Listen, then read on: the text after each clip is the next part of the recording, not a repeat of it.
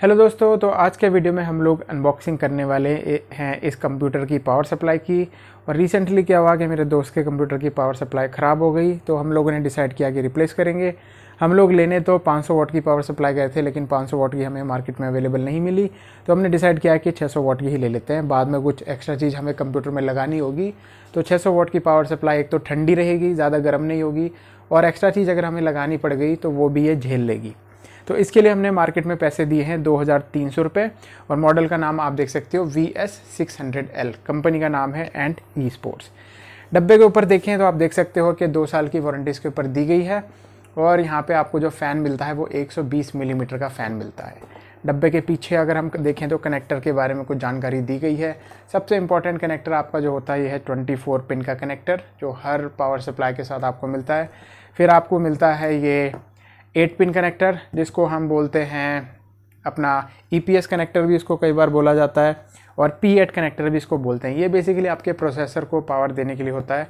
फिर आगे आपका PCI कनेक्टर, जो आपको अगर आप बहुत हाई पावर का ग्राफिक्स कार्ड लगा रहे हो जिसमें एक्स्ट्रा पावर देनी पड़ती है, तो ये 8 पिन का कनेक्टर है, 6+2 बोला जाता है। बहुत से ग्राफिक्स कार्ड 6 पिन लेते हैं, बहुत से ग्राफिक्स कार्ड आपके 8 पिन लेते हैं, तो दोनों ही को ये सपोर्ट करेगा। 4 पोर्ट्स आपको SATA के मिलते हैं, और 2 पोर्ट्स आपको मोलेक्स कनेक्टर मिलते हैं। मोलेक्स ज़्यादा आजकल कोई इस्तेमाल करता नहीं है। और ये है इसकी पावर रेटिंग, अगर आप देखना चाहते हो तो आप देख सकते हो। दूसरी बात करें कि इसकी सर्टिफिकेशन की, तो इस पर कोई ब्रॉन्ज रेट 80+ की कोई भी रेटिंग इसके ऊपर नहीं है। तो ये बेसिकली मुझे लगता है कि 75% 80% से कम इसकी एफिशिएंसी होने वाली है। तो ज़्यादा टाइम वेस्ट नहीं करते हैं, मैं फटाफट से इसको खोल के दिखा देता हूँ। क्या क्या डायमेंशन है, कितनी लंबी तार इसके साथ मिलती है, वो सारी हम लोग देखेंगे। बाकी रही बात इसकी टेस्टिंग की, तो वो मैं नहीं कर पाऊँगा, क्योंकि ये पावर सप्लाई मुझे अपने दोस्त को फटाफट से देनी है। हाँ, 1-2 महीने बाद जब ये वो उसके कंप्यूटर में लग जाएगी, तो उसके बाद मैं आपको कुछ अपडेट दे पाऊँगा, लेकिन फ़िलहाल मैं सिर्फ इसकी अनबॉक्सिंग ही आपको दिखा पाऊँगा। तो फटाफट से इसको खोल लेते हैं। यहाँ पे इसका ये पॉलीथीन लगी हुई है।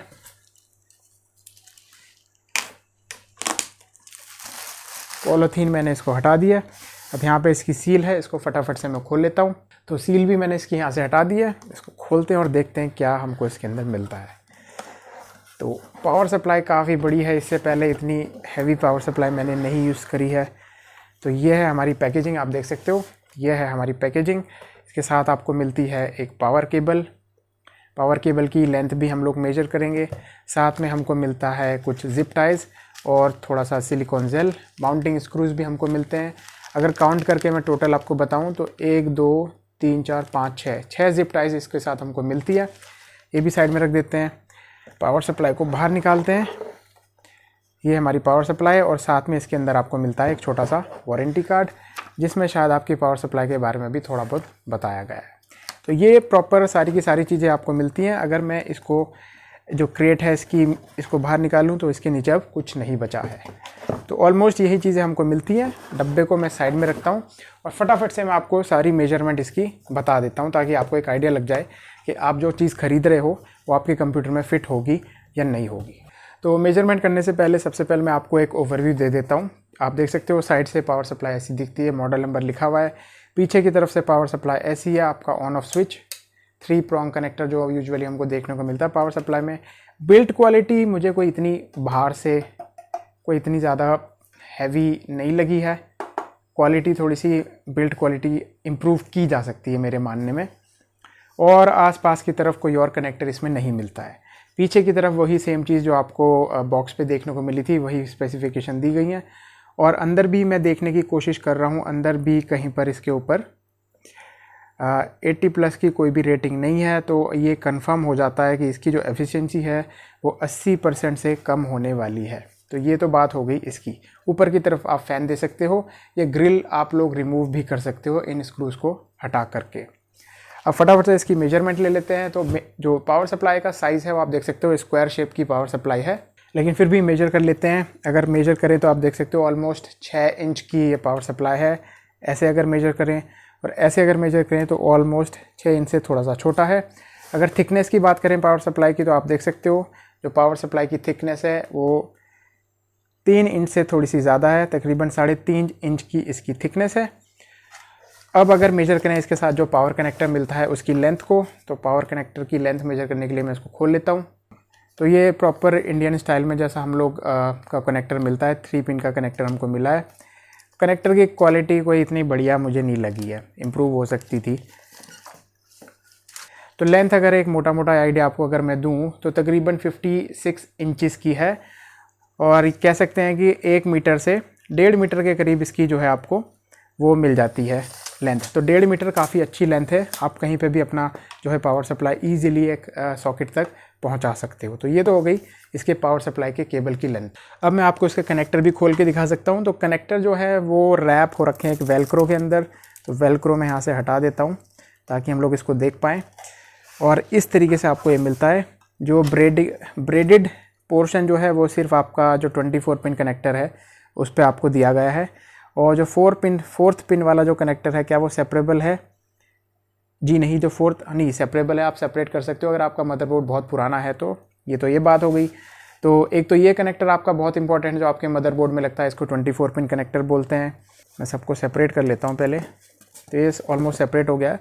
और हाँ, अगर लेंथ की बात करें हम हमारे 24 पिन कनेक्टर की, अगर मैं पावर सप्लाई से लेंथ मेजर करूँ तो लेंथ मुझे थोड़ी सी छोटी लग रही है। अगर बड़ा केस है आपका तो शायद उसमें आपको थोड़ी तिगड़म लगा के इसको लगाना पड़े। तो आप देख सकते हो कि तकरीबन 17 इंचेस की इसकी जो 24 पिन का कनेक्टर है वो है। और बाकी की अगर लेंथ में देखूं तो बाकी की लेंथ भी तकरीबन उतनी ही है, ऑलमोस्ट उतनी है। ये तो एक्स्ट्रा कनेक्टर है जो ज़्यादातर कोई इस्तेमाल करता नहीं है। तो 17 इंच की इसके साथ जो आपको केबल है वो मिलती है। और मेन जो कनेक्टर है मैं आपको दिखा देता हूँ। 24 पिन का कनेक्टर आपने अभी देख ही लिया। उसके बाद जो मेन कनेक्टर है वो है आपका ये 8 पिन का कनेक्टर। आप देख सकते हो, इसको हम P8 भी बोलते हैं और EPS भी बोलते हैं। ये अगर आपका मदरबोर्ड नया है और काफ़ी ज़्यादा पावर लेता है तो ये उसके ऊपर लगेगा। ये आपका बेसिकली CPU को पावर देने के लिए होता है। ऐसा दिखता है, आप देख सकते हो। इसकी खासियत यह है कि बिल्कुल 4 हिस्सों में 4 हिस्सों में डिवाइड हो जाता है। तो अगर आपका मदरबोर्ड पुराना है तो इनमें से सिर्फ एक कनेक्टर आप इस्तेमाल कर सकते हो। काफ़ी लोग कंफ्यूज करते हैं इसके साथ किसको, P8 कनेक्टर के साथ वो कंफ्यूज करते हैं हमारे PCIe कनेक्टर को। तो यूजुअली कई बार लिखा हुआ होता है इतनी महंगी 2000 रुपये की 2300 रुपये की पावर सप्लाई है, उसके ऊपर लिखना चाहिए था इसके ऊपर। तो ये जो कनेक्टर है आपका, अब इसमें देखो इन दोनों में फ़र्क ये है। आप बोलोगे यार इसमें भी 8 पिन है, इसमें भी 8 पिन है, तो फ़र्क क्या है? तो ये वाला आपका CPU के लिए है। और CPU का कनेक्टर की पहचान क्या है कि 4x4 बराबर हिस्सों में बटा होता है। और जो ग्राफिक्स कार्ड के लिए जो कनेक्टर होता है वो हमारा एक 3 हिस्सों में बटा हुआ होगा और एक एक्स्ट्रा 2 हिस्से होंगे। तो अगर आपका ग्राफिक्स कार्ड 6 पिन वाला है तो आप ये इस्तेमाल करोगे, 8 पिन वाला है तो इसको मिला करके हमारा टोटल जो है ये 8 पिन बन जाएगा, तब आप इसका इस्तेमाल करोगे। ये साथ में आप ऐसे इसको लगा सकते हो इस तरीके से। तो हो गया हमारा CPU के लिए पावर, ग्राफिक्स कार्ड के लिए पावर, बची हमारी हार्ड डिस्क और SSD। हार्ड डिस्क और SSD के लिए हम लोग ये SATA वाली केबल इस्तेमाल करते हैं। तो SATA में आप देख सकते हो कितने आपको 1 2 3 4 टोटल 4 SATA पोर्ट्स मिलते हैं। और उसके एंड में आपको हमेशा मिलता है मोलेक्स कोई इस्तेमाल करता नहीं है। ये बहुत पुरानी हार्ड डिस्क या DVD ड्राइव जो हम लोग इस्तेमाल करते थे उनके लिए होता था। तो ये था मेरा एक छोटा सा अनबॉक्सिंग इस एंट eSports कंपनी की VS600 600 वाट की पावर सप्लाई का। ये मॉडल है। तो मेरी इच्छा तो थी कि मैं इसको एक मदरबोर्ड में लगा पाऊँ, लेकिन मेरे पास कोई ऐसा मदरबोर्ड है नहीं इस समय जिसमें इसको लगा के मैं टेस्ट कर पाऊँ। और मेरे दोस्त की पावर सप्लाई है तो मुझे उसको वापस भी करना है, तो उसको मैं वापस कर दूंगा। और 1 या 2 महीने बाद मैं इसकी आपको एक अपडेट दे दूंगा कि कैसी चल रही है, गर्म होती है नहीं होती है। और क्योंकि ये 600 वाट की है तो अगर हमें काफ़ी सारी चीज़ें अपने कंप्यूटर में अब लगानी होंगी तो मेरा फ्रेंड अब इसको लगा पाएगा। तो उम्मीद करता हूँ एक छोटा सा वीडियो आपको अनबॉक्सिंग का ठीक ठाक लगा होगा। नेक्स्ट वीडियो में मिलेंगे। और अगर आज आपका हैप्पी बर्थडे है तो happy birthday to you. Bye bye.